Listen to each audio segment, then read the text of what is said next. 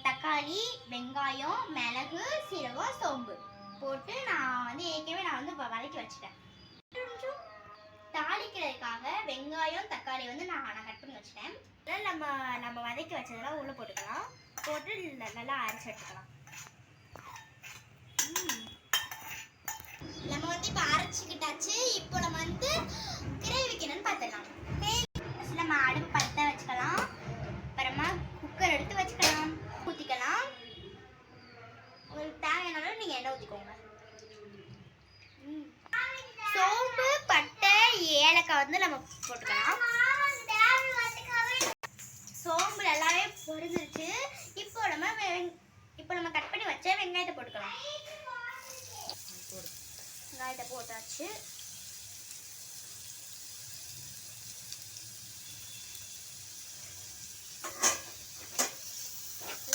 வதக்கிக்கலாம்.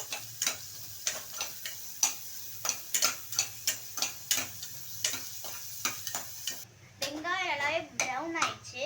இந்த நேரத்தில் நம்ம தக்காளி போட்டுக்கலாம். தக்காளி நல்லா நம்ம வதக்கலாம். கொஞ்சமா தூள் போட்டுக்கலாம். நல்லா வதக்கலாம்.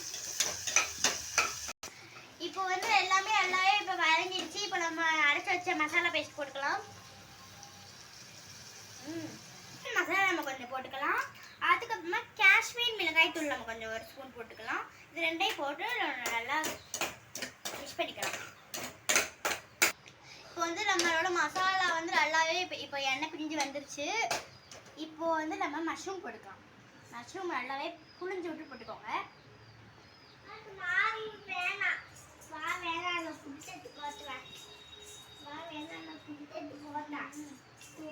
தேவையான நம்ம உப்பு போட்டுக்கலாம். நல்லா மிக்ஸ் பண்ணிடலாம்.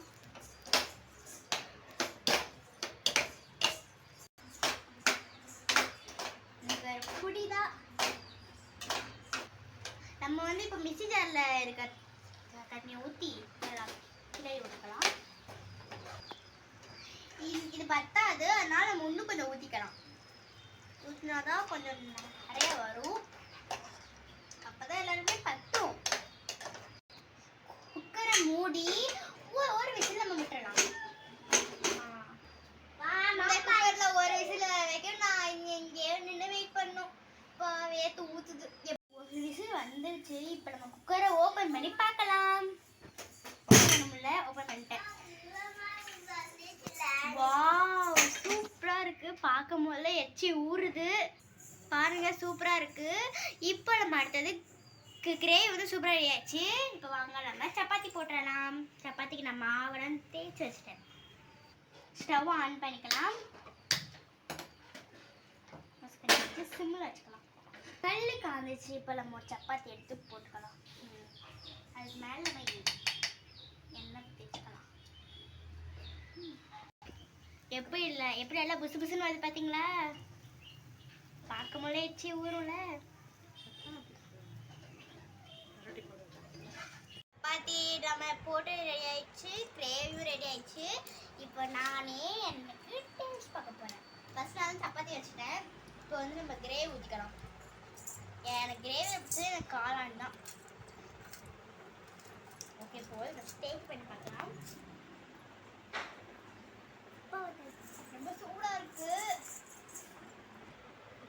நான் பார்க்குறேன்.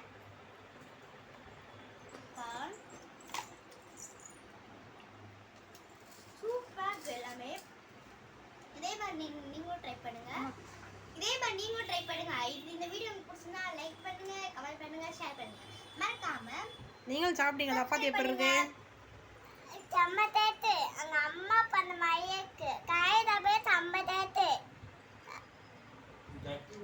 Bye next. Bye. Miss you all.